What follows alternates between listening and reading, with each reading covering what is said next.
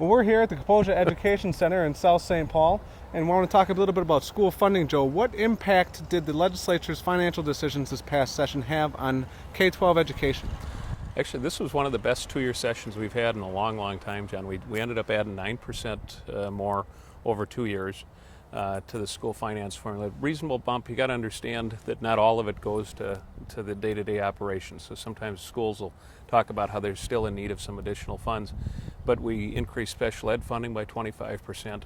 And all in all, we did about a 9% increase over 2 years. And with regard to specific legislation for your schools and your school district, the Inver Grove Heights Schools, South St. Paul, there was a bill that you authored last year with regard to IB, so International Baccalaureate, and AP Advanced Placement. And that bill passed, and it's been some pretty good results with regard to that bill. Been great results, and actually it's been statewide. It applied not just to South St. Paul and Inver Grove, but all across Minnesota. These are the most rigorous courses that kids can take, and in today's world, we really want to challenge kids to do the very best that they can. And IB here in South St. Paul has now been extended to the whole K-12 program. It used to just be the high school level. Now they're challenging kids all across, literally from kindergarten on to the very toughest coursework.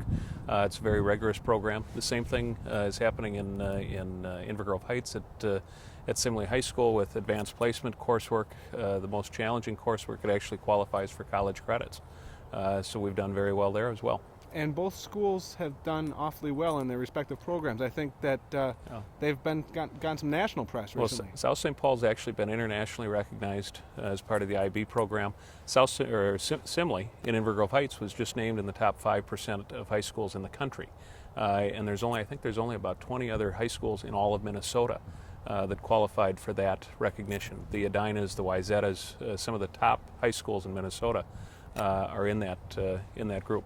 Well, it's a testament to the great schools that we have down here in South St. Paul and Inver Grove. Let's move on to some other issues.